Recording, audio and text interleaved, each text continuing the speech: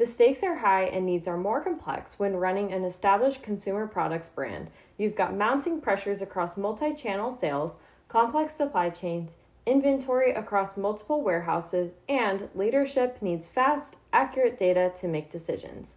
That's why leading brands partner with Baker Tilly, an accounting firm that specializes in the consumer product space.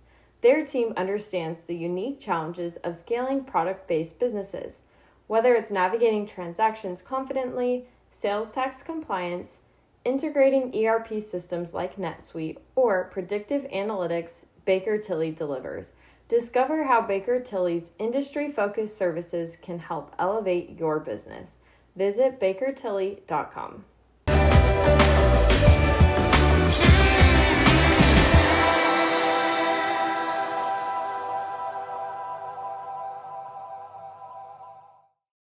The first speaker that we're going to have here is Mike Mower from the governor's office. And Mike, you're up.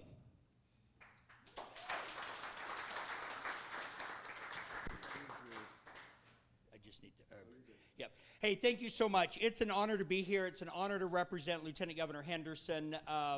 She is at that unique time of year with elections, and there was an elections issue that popped up this morning, and so she said, hey, will you come and speak to this group and kind of let them know what's going on in Utah and what's going on in Utah and the role that each of you play. I want to start back at the beginning, back to the 1840s.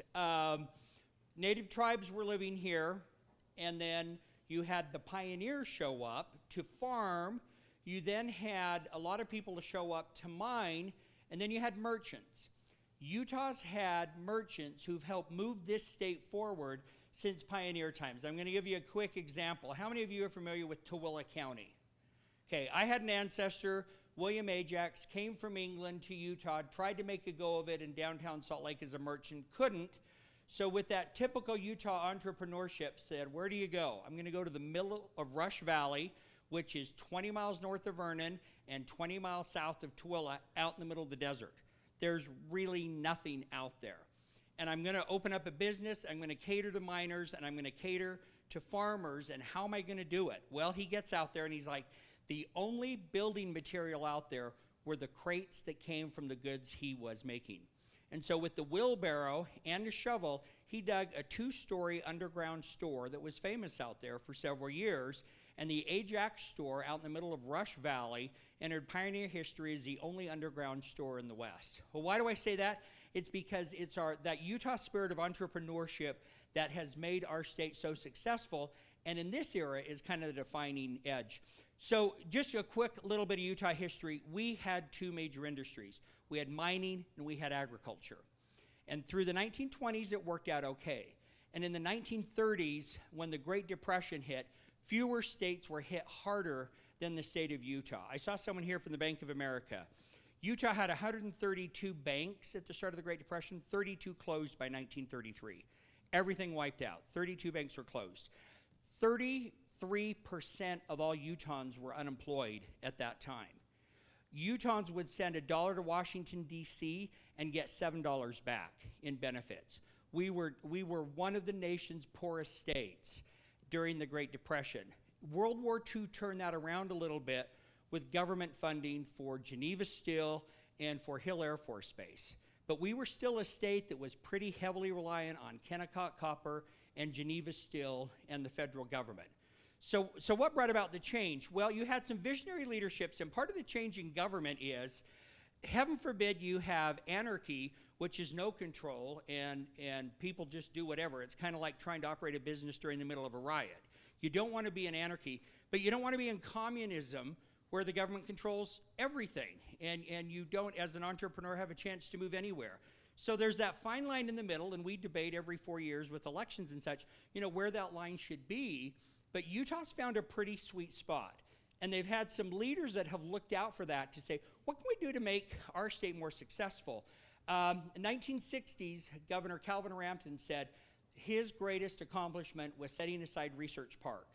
If any of you are familiar with Research Park up by the University of Utah, there's a big area south of campus, and they said, we have all this university knowledge and skill. Let's expand and see if we can't create some businesses up there. And so a lot of businesses went up in that area. And so that's an example of where, it's worked well to have that synergy of the two coming together. But in the 1980s, Utah was still in a really tough spot, and that was economically, we were relying on Kennecott Copper, Geneva Steel.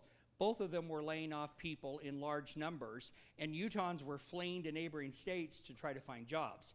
A whole lot of Utahns had, relatives in California and Arizona and Texas because that's where the jobs were.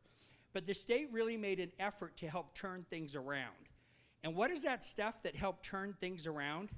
It's you, and it's what each of you did. Utah has the advantage of geography, but what Utah needed was a climate of entrepreneurship. And they really worked hard to create that, because this could have, where we are now, it could have been Scottsbluff, Nebraska, or it could have been Casper, Wyoming. Why is it Lehi, Utah? Why is it Salt Lake City, Utah? Because there was a real focus on educating our workforces and providing a regulatory structure that was strong enough to protect your businesses, but not so strong to destroy and control your businesses. And so that's been a real lot of focus here in Utah in the last several years, is trying to create this spirit of entrepreneurship. And we have excellent example of retail people, just like you had pioneers who were making a go of it out in the sagebrush with a pick and shovel. We have so many of you here today who've done so much to make Utah what it is today. And my friend Jonathan Johnson's here. He did so much incredible work at Overstock, bringing in hundreds of jobs. And why is it here? Because it's Utah. You take people who have that entrepreneurial spirit, who are excited to be here, and great things take place. And we're pleased as a state that we're named one of the top states in the nation for entrepreneurship. And it's something we've really focused on in state government, is to make sure that we keep that going. So thank you for what you do. You've turned Utah from being a state that relied on agriculture and farming to a state where all of you are creating phenomenal new products. I have two daughters to speak of. One writes for BuzzFeed. She's a commercial writer, and it's her job to promote, 20 new hair products for men, or, things that'll make a great Mother's Day gift. And what does she say? I'm amazed at the number of companies that come out of Utah that I get to promote. Another daughter is just out of BYU, and what does she do? She starts an online business. Why does she start an online business? Because that's what she sees around her. We're a very entrepreneurial spirit. And I want to end with another big thank you from the state of Utah to all of you, and that is Utahns have always had this habit of giving back, of being philanthropists.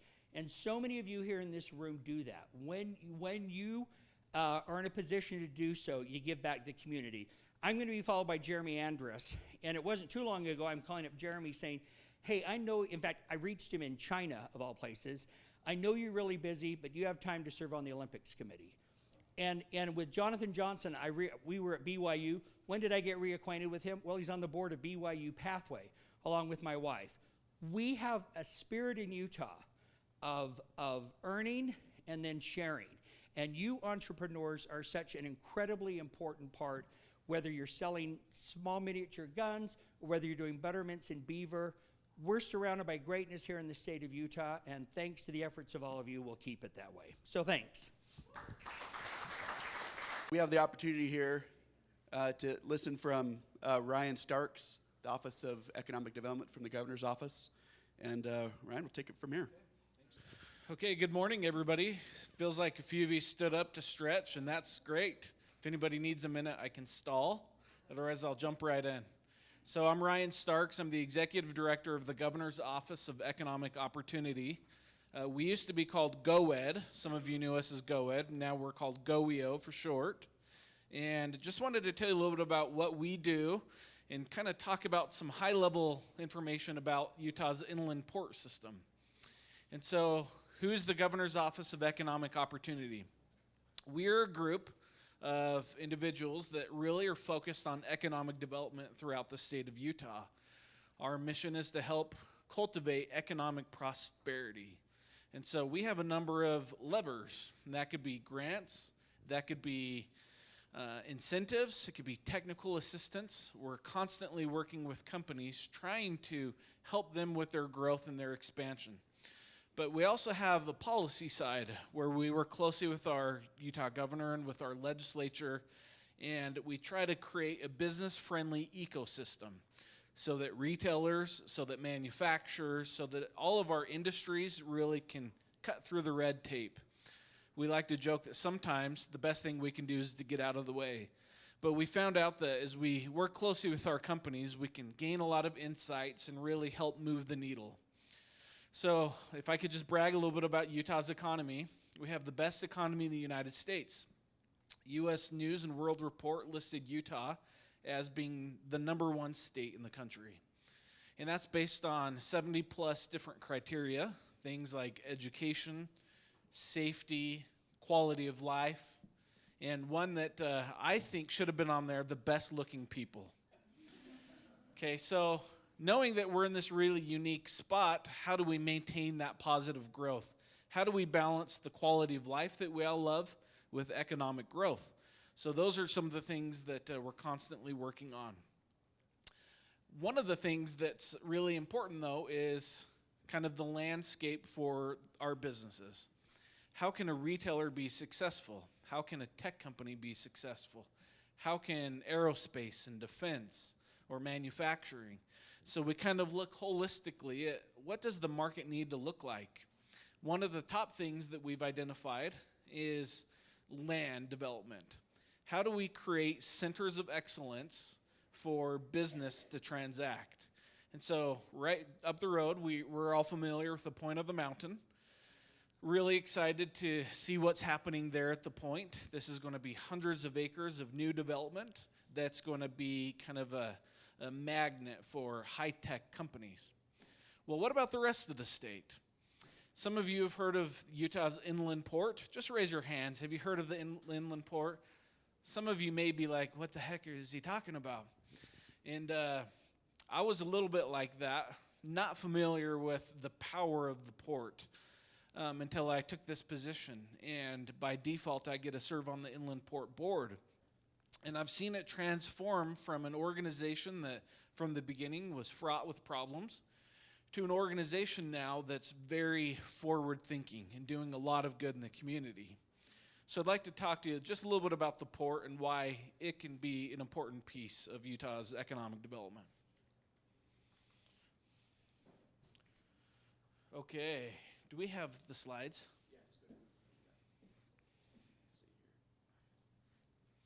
Gotcha, thank you. Okay, so what are some of the goals of the port? As you can see here, it's to create an efficient statewide cargo flow through the inland port facilities and network. So this is really important. The inland port, we'll just call it a network rather than a spot or a destination, because it began in the northwest quadrant of Salt Lake City as a place like a distribution hub, okay? But now it's grown into multiple sites across the state to help ease transactions. It synergizes investments to grow regional economies and sustainable growth. The cool part about the inland port is if, let's just say, a community wants a project area, it's not the state of Utah telling the community, you have to do this. But instead, it's the community saying, we really want to designate a piece of our community to be focused on business growth and transportation, logistics. And so then the port will work directly with that community to establish that project area. And then finally, it's to strengthen Utah's shipping industry. Okay, just on my way here from Salt Lake this morning, you know how many semi-trucks I saw on the road? More than one. There's a lot. And so we're looking for ways to actually reduce truck traffic while increasing efficiency in other modes of transportation.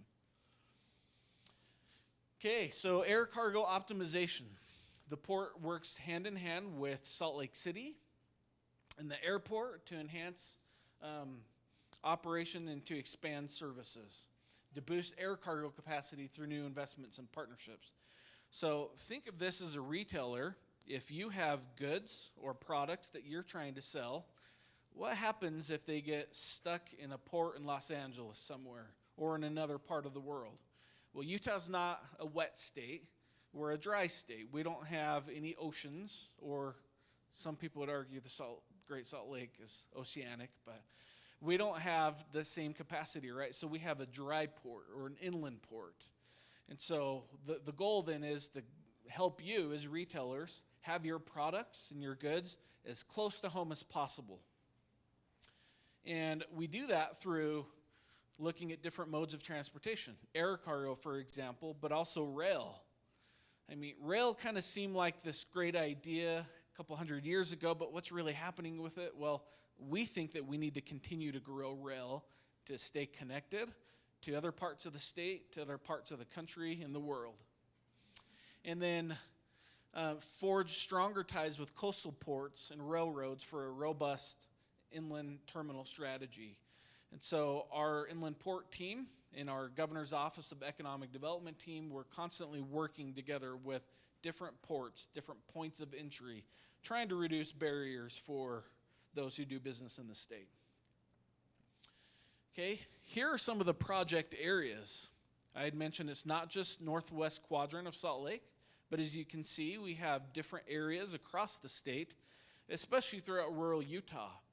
And it's great to see these rural communities saying, we want an economic identity. We're going to establish a port. We're going to create logistics. We're going to create warehousing and opportunities for our community to start attracting quality employers and to fill jobs.